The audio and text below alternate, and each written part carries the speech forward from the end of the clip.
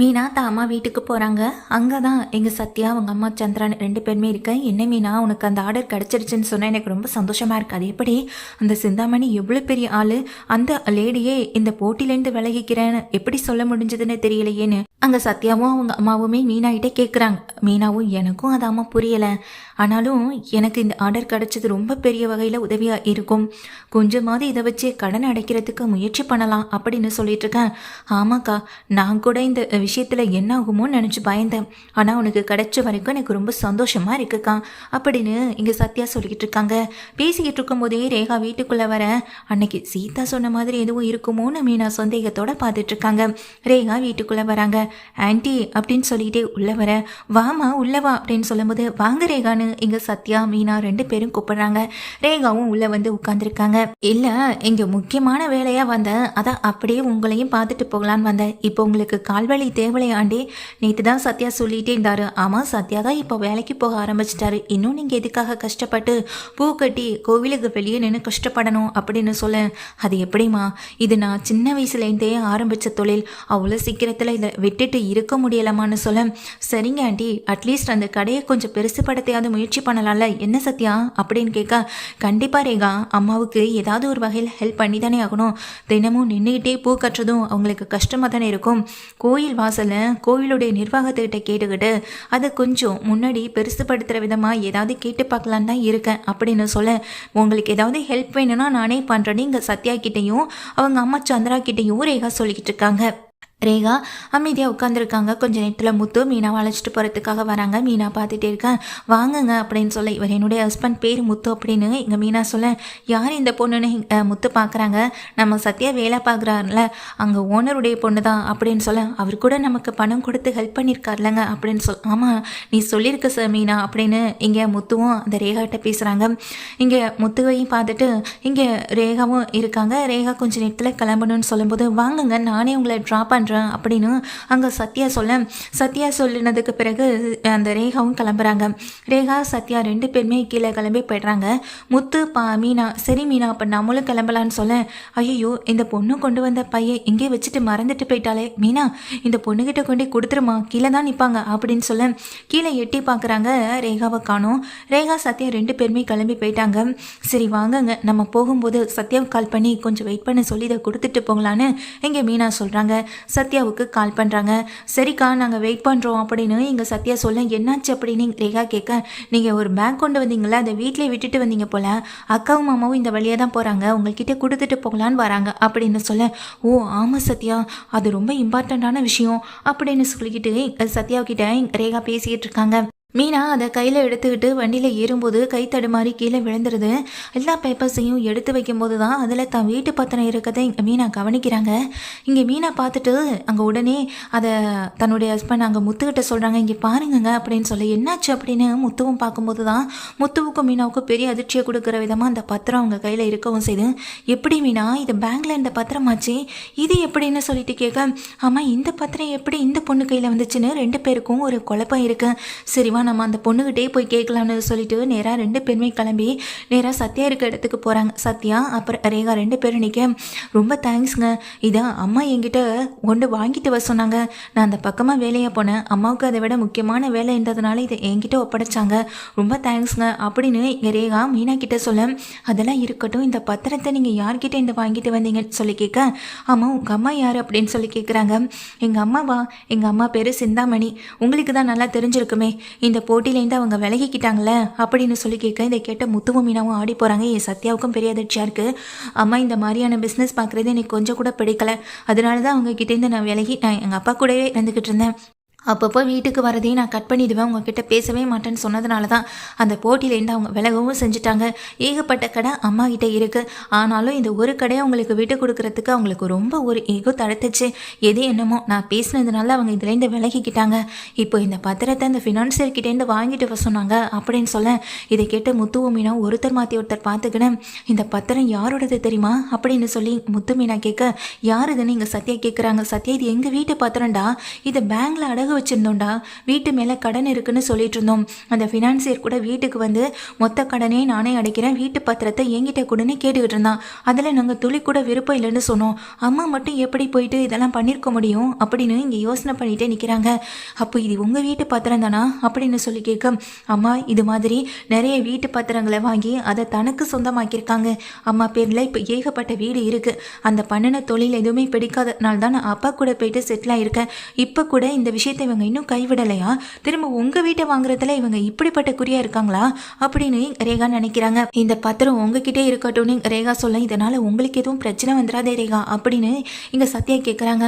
ஆமாங்க அப்படின்னு மீனாவும் சொல்ல, இதில் என்னங்க இருக்குது, உரிமையானவங்க நீங்கள். இந்த வீட்டு பத்திரம் உங்ககிட்ட இருக்க வேண்டியது. இந்த வீட்டு பத்திரத்தை அந்த ஃபினான்சியர்கிட்டேருந்து வாங்கிட்டு வந்திருக்காங்கன்னா அப்போது இந்த வீட்டு பத்திரத்தை அம்மா அவங்க பேரில் மாற்றணுன்ற ஒரு எண்ணத்தோடைய தானே இருக்க முடியும். அது நடந்துடவே கூடாது. திரும்ப திரும்ப அவங்க தப்பு பண்ணுறதை என்னால் அனுமதிச்சுட்டு போகவும் முடியாது. இதை நான் பார்த்துக்கிறேன். எந்த பிரச்சனையாக இருந்தாலும் அதை நான் சால்வ் பண்ணிக்கிறேன். முதல்ல நீங்கள் வீட்டில் போய் என்ன ஏதுன்னு பாருங்கன்னு இங்கே ஸ்ரேகா சொல்லிடுறாங்க. சரின்னு சொல்லிட்டு இங்கே முத்துவும் மீனாவும் ரொம்ப அவசரமாக வீட்டுக்கு கிளம்பி போகிறாங்க. வீட்டுக்கு போனதுக்கு பிறகு அத்தை அத்தை அப்படின்னு வேகமாக சத்தம் போட, என்னடி இப்போ எதுக்கு இங்கே நின்று சத்தம் போட்டுட்ருக்கன்னு விஜயா வெளியே வராங்க. மனோஜ் அண்ணாமலை எல்லாமே கூட நின்றுக்கிட்டு இருக்காங்க. அப்போ தான் எங்கள் விஜயா வந்துட்டு பார்க்குறாங்க. என்னாச்சு இப்போ எதுக்கு சத்தம் போட்டுட்ருக்கேன்னு சொல்ல, அத்தை நம்ம வீட்டு பத்திரம் எங்கே இருக்குது அப்படின்னு சொல்லி கேட்க, இது என்ன கேள்வி, அது பேங்கில் தான் இருக்கும் அப்படின்னு சொல்ல, உண்மையை சொல்லுங்க அத்தை, அது பேங்கில் தான் இருக்கான் அப்படின்னு கேட்க, அம்மா உண்மையை சொல்லிடுங்க, நாங்கள் பேங்க் வரைக்கும் போய் விசாரிச்சுட்டு தான் வந்தோம், பேங்கில் இருந்த வீட்டு பத்திரம் அப்படின்னு சொல்லிட்டு மனோஜையும் விஜயாவையும் பார்க்க, அப்பா இவங்க 2 பேரும் என்ன வேலை பார்த்துருக்காங்க தெரியுமா, பேங்கில் போய் பணத்தை கட்டிட்டு அதை அவங்க எடுத்துகிட்டு வரவும் செஞ்சுருக்காங்கப்பா. அந்த வீட்டு பத்திரத்தை அந்த ஃபினான்சியர்கிட்ட கொடுத்துட்டாங்க. அது முதல்ல தெரியுமாப்பான்னு சொல்ல, இது கேட்ட அண்ணாமலை அதிர்ந்து போகிறாங்க. நீ என்னடா முத்து சொல்கிறேன், என்னுடைய சைன் இல்லாமல் இவனுக்கு என்ன ஃபோர்ஜரி பண்ணுறது, ஏமாத்துறது, திருட்டுத்தனம் பண்ணுறதெல்லாம் புதுசாக என்ன, உங்கள் சைனை கூட இவன் தான்ப்பா போட்டிருக்கான் அப்படின்னு அண்ணாமலையை பார்த்து சொல்கிறாங்க. இதை கேட்ட அண்ணாமலைக்கு பெரிய அதிர்ச்சியாக இருக்குது. என்னடா சொல்கிறேன் அப்படின்னு திரும்ப கேட்க, ஆமாப்பா அந்த வீட்டு பத்திரத்தை இந்த ஃபினான்சியர் கையில் கொண்டு போய் கொடுத்ததெல்லாம் சரிதான். ஆனால் அந்த வீட்டு பத்திரம் யார் கைக்கு போக இருந்தது தெரியுமா, அந்த இது மாதிரி பல இடங்களில் வீட்டு பத்திரத்தை வாங்கி அபகரித்து இப்போ அதை தான் வீட்டு பேரில் தன்னுடைய பேரில் வச்சிருக்க சிந்தாமணி கையில் தான் இந்த வீட்டு பத்திரம் போக காத்துக்கிட்டு இருந்துச்சு. அந்த சிந்தாமணி போட்ட வலையிலையும் அவங்க போட்ட பிளான்லையும் சிக்கிக்கிட்டு இங்கே அம்மாவும் இந்த மனோஜ் ஏமாந்து நிற்கிறாங்கப்பான்னு சொல்ல, டேய் என்னடா சொல்கிறேன் அப்படின்னு கேட்க, நீங்கள் வேணும்னா அந்த சிந்தாமணிக்கு இப்போவே ஃபோன் பண்ணி கேளுங்கன்னு சொல்கிறாங்க. சிந்தாமணிக்கு உடனே விஜயா கால் பண்ணி, இங்கே சிந்தாமணி வீட்டில் பெரிய பிரச்சனை ஆயிடுச்சு சிந்தாமணி, நான் எனக்கு வீட்டு பத்திரம் இப்போதைக்கு வேணும்னு சொல்ல. என்ன விஜயா என்ன விளையாடுறீங்களா, நீங்கள் இதெல்லாம் சொல்லி நான் உங்ககிட்ட ஏற்கனவே சொல்லுந்தேனே, வீட்டு பத்திரத்தை நீங்கள் இனிமேல் கடனை கொடுத்தா மட்டும்தான் அதை அவங்க திருப்பி கொடுப்பாங்க. கடனை கொடுக்க மறுத்தீங்கன்னா அப்புறம் அந்த வீட்டு பத்திரம் உங்கள் கைக்கே வராது. கிட்டத்தட்ட 30 லட்ச ரூபா 28 லட்ச ரூபா கூடவே 2 லட்ச ரூபா சேர்த்து தரதா சொல்லியிருக்கீங்க. 30 லட்ச ரூபா பணத்தை நீங்கள் கொடுத்து தான் ஆகணும் அப்படின்னு சொல்கிறாங்க. இதை கேட்டேன் விஜய் அதிர்ந்து போக, இல்லை சிந்தாமணி அந்த வீட்டு பத்திரம் இப்போ ஃபினான்சியர்கிட்டேருந்து உங்ககிட்ட வந்துட்டுன்னு எனக்கு தெரிய வந்திருக்கேன். இப்போ எங்கள் வீட்டு பத்திரத்தை கொடுக்க போகிறீங்களா இல்லையா அப்படின்னு சொல்ல, ஓ அதுவா மாஸ்டர், அந்த பத்திரம் அவர்கிட்ட இருந்தா என்ன என்கிட்ட இருந்தா என்ன அப்படின்னு சிந்தாமணி சொல்ல, விளையாடாதீங்க சிந்தாமணி, வீட்டு பத்திரம் வீட்டுக்கு வந்தே ஆகணும், இல்லைனா எனக்கும் என் ஹஸ்பண்டுக்கும் பெரிய பிரச்சனை ஆகிடும்னு சொல்ல, இங்கே பாருங்கள் மாஸ்டர், உங்களுக்கும் எனக்கும் இருக்க அந்த உறவை தாண்டி என்னுடைய தொழிலில் நான் ரொம்ப பயபக்தியோடு இருப்பேன். அந்த வீட்டு பத்திரம் இப்போ என்கிட்ட தான் இருக்குது, அதை நான் தான் வச்சுக்க போகிறேன். இங்கே பாருங்கள் மாஸ்டர், என்னால் இப்போ வீட்டு பத்திரத்தை எல்லாம் கொடுக்க முடியாது. நீங்கள் பணத்தை திருப்பி கொடுத்தீங்கன்னா வீட்டு பத்திரம் உங்களுக்கு வரும், இல்லைனா அந்த வீடு எனக்கு வரும் அப்படின்னு சிந்தாமணி சொல்ல, இதை கேட்ட விஜயாவுக்கு பயங்கர கோபம் வருது. அப்போ இது எல்லாமே உன்னுடைய பிளான் தானேன்னு சொல்ல, வேறு என்ன மாஸ்டர் பண்ணுறது, உங்ககிட்ட சாதாரணமாக வந்து பத்திரத்தை கொடுங்கன்னு கேட்டால் கொடுக்காவா போகிறீங்க, இல்லைல்ல அப்படின்னு சொல்லிட்டு இங்கே கேட்டுட்டு இங்கே சிந்தாமணி ஃபோனை கட் பண்ண விஜயாவுக்கு பெரும் அதிர்ச்சியாக இருக்குது. பார்த்தீங்கல்ல இந்த சிந்தாமணியுடைய பிளான் என்னன்னு இப்போ பார்த்து தெரிஞ்சு போச்சான்னு சொல்லும்போது விஜயா ஓன அழுகிறாங்க. இப்போ என் பத்திரத்துக்கு என்ன பண்ணுவேன், நான் மன்னிச்சிருங்க, நீங்கள் சொன்னதை நான் கேட்காம விட்டுட்டேன்னு சொல்லிட்டு அழுக. இனிமே இந்த வீட்டை பற்றியோ இனி எந்த கனவையும் காண வேண்டியதில்லைன்னு சொல்ல, அப்போ அதுக்கெல்லாம் வாய்ப்பே இல்லை, அந்த வீட்டு பத்திரம் இப்போ எங்கள் கையில் இருக்குன்னு சொல்லி கொடுக்குறாங்க.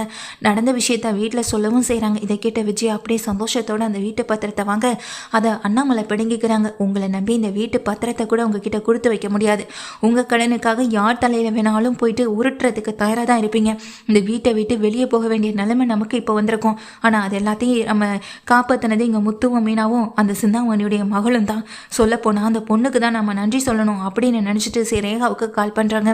ரேகா உங்களுக்கு எதுவும் பிரச்சனை இல்லைன்னு சொல்லி கேட்க, எந்த பிரச்சனையாக இருந்தாலும் நான் சால்வ் பண்ணிக்கிறேங்க, நீங்கள் இதை பற்றி யோசிக்காதீங்க, வீட்டு பத்திரத்தை யாரையும் நம்பி இனி கொடுக்காதீங்க. எங்கள் அம்மாவை பற்றி எனக்கு நல்லா தெரியும். அவங்களுடைய இந்த பிஸ்னஸ் எனக்கு பிடிக்காததுனால தான் இப்போ கூட அந்த வீட்டு பக்கம் நான் போகவே இல்லை. அவங்களும் 2-3 டைம் கால் பண்ணிட்டாங்க. என்னையை தேடி என்னுடைய ஆஃபீஸ்க்கு வரட்டும், அங்கே நான் பேசிக்கிறேன் அப்படின்னு ரேகா சொல்லும்போது, சரிங்க எந்த பிரச்சனையாக இருந்தாலும் அதான் சத்யா இருக்காரு, கூடவே எங்கள் அப்பா இருக்காரு, எந்த பிரச்சனையாக இருந்தாலும் அவங்க பார்த்துப்பாங்க, நீங்கள் ஃபீல் பண்ணாமல் இருங்கன்னு ரேகா சொல்லிட்டு ஃபோனை வச்சிடறாங்க. இப்போது சிந்தாமணி பயங்கர ஒரு கோவத்தோட அங்கேருந்து கிளம்புறாங்க. இங்கே வீட்டில் இருக்க விஜயா ரொம்ப சந்தோஷப்படுறாங்க. இந்த வீட்டு பத்திரத்தை வாங்க இவ்வளோ பெரிய பிளான் நடந்திருக்கேன்னு சொல்லி யோசனை பண்ணிட்டு இருக்காங்க. அவங்க இதோட விட போகிறது இல்லை, இந்த பத்திரத்தை வாங்கணுன்னு தான் முயற்சி பண்ணுவாங்கன்னு சொல்ல, அதுக்கு எங்கள் வீட்டு பத்திரத்தை கொடுக்கணும், பேசாமல் ஷோரூம் பத்திரத்தை கொடுத்துருவோம் அப்படின்னு சொல்லிட்டு விஜயா சொல்ல, மனோஜ் பார்த்து திகச்சு போய் நிற்க, ஷோரூம் பத்திரத்தையா அப்படின்னு அது இந்த டேய் அது மூலமாக அது இருக்கிறதுனால தானடா இத்தனை கடன், இவ்வளோ பேர்கிட்ட கடன் எல்லாமே வந்துச்சு. திரும்பவும் வீட்டு பத்திரத்தை கொடுத்தேனால ஏமாற முடியாது, போலீஸு கோர்ட்டு கேஸுன்னு ஏதாவது அவங்க முயற்சி பண்ணுவாங்க. அப்படி இப்போ கேட்டாங்கன்னா உன்னுடைய ஷோரூம் பத்திரத்தை கொடுக்க வேண்டியதான், 30 லட்ச ரூபாய்க்கு தானே அதுவும் போவோம் அப்படின்னு விஜயா சொல்ல, விஜயா கண்டிஷனாக பேசிட்டு இங்கே உள்ளேயும் போய்ட்றாங்க. அண்ணாமலை கிட்ட இருக்கிறத விட முத்து மீனா கிட்ட இருக்கிறதா சேஃப்டியாக இருக்கும்னு சொல்லிட்டு முத்து மீனா கையில் அந்த பத்திரத்தை கொடுக்கவும் செஞ்சுறாங்க. முத்துவும் மீனாவும் அதை வாங்கி பத்திரமா வச்சுக்கவும் செய்கிறாங்க. இங்கே மொத்தத்தில் மனோஜ் வந்துட்டு அப்படியே தடுமாறி தயங்கி போய் நிற்கிறாங்க. சிந்தாமணி ஏமாந்து நிற்கிறாங்க. அந்த ஃபினான்சியர் கிட்ட விட மொத்த பணத்தையும் கொடுத்துட்டு தான் இதை வாங்கிட்டு வரவும் செஞ்சுருக்காங்க. விஜயா பணம் கொடுத்தா அதை என்கிட்ட கொடுத்துருங்கன்னு சொல்லிட்டு தான் அந்த பத்திரத்தை வாங்கிட்டு வரவும் செஞ்சுருக்காங்க. ஏன்னா பத்திரம் மட்டும் நம்ம கையில் இருந்தால் போதும், என்ன வேணாலும் பண்ணிடலான்ற ஒரு நினைப்பு இங்கே சிந்தாமணிக்கு. ஆனால் தன்னுடைய பொண்ணு ரேகாவாலேயே எல்லாமே சொதப்பலாயிடுச்சு. சிந்தாமணிக்கு ஒரு பயம் பதட்டம். ரேகா ஃபோன் பண்ணி அட்டன் பண்ணலன்னதும் நேராக அங்கேருந்து கிளம்பி நேராக அந்த இடத்துக்கு போகிறாங்க. சிந்தாமணி அங்கே நிற்கிற ரேகாவை பார்த்து, ரேகா என்னாச்சுமா, பத்திரம் இன்னும் இங்கே வரலையம்மா அப்படின்னு சொல்லி கேட்க, அது பத்திரம் இனி உங்களுக்கு வரவே வராது அப்படின்ற விஷயத்த சொல்கிறாங்க. அது யாருக்கு சொந்தமோ அவங்க கிட்ட ஒப்படைச்சிட்டுன்னு சொல்ல, என்னம்மா சொல்கிறேன் அப்படின்னு கேட்கும்போது இங்கே ரேகா விஷயத்த சொல்ல, தன்னை மீறிய கோபத்தில் அடிக்க கையை ஓங்குறாங்க சிந்தாமணி. அப்போ அவங்க அப்பா வந்து, உன்ன மாதிரியே என் பொண்ணு இருப்பான்னு நினைக்காது, அடுத்தவங்க வயிற்றுல அடித்து சம்பாதிக்கிறது வேணா உன் பொழப்பா இருக்கலாம், நீ செய்கிற பாவம் எல்லாம் என் பொண்ணு தலையில் வந்து வெடிஞ்சிடக்கூடாதுன்றதுக்காக தான் அவளைனா தனியாக எங்கேயோ கொண்டு படிக்க வச்ச, இப்போ அவள் என் கூட வந்து இருக்கணும்னு நினைக்கிறா. திரும்ப திரும்ப உன்னுடைய கௌரவன்னு சொல்லி ரவுடிசம் பண்ணிட்டு இருக்க அந்த தொழிலெலாம் விட்டுட்டு ஒழுங்காக வீட்டில் இருக்கிறதுக்கான வழியை பாரு, திரும்ப என் பொண்ணு மேலே கையை வைக்கிறேன்னு சொல்லி இங்கே வந்து நின்று நடக்கிறதே வேற அப்படின்னு சொல்லி அங்கே கழுத்தை பிடிச்சி அவங்க ஹஸ்பண்டை வெளியே தள்ளவும் செய்ய சிந்தாமணி ரோட்டில் போய் விழுகிறாங்க. கதவை இழுத்து மூடவும் செஞ்சிடறாங்க. சிந்தாமணி தன் புருஷனாலையும் தன் பொண்ணாலையும் அவமானப்பட்டு நிற்கிறத அவங்களால தாங்கிக்க முடியலை. ரோட்டில் எல்லாரும் வேடிக்கை பார்க்க அங்கே சிந்தாமணிக்கு பெருத்த அவமானமாகவும் பெடுது. விஜயா கிட்ட விட்ட சவாலில் தோற்று போயிட்டோன்ற ஒரு கவலையும் இங்கே சிந்தாமணிக்குள்ளே வந்து நிற்கவும் செய்யுது.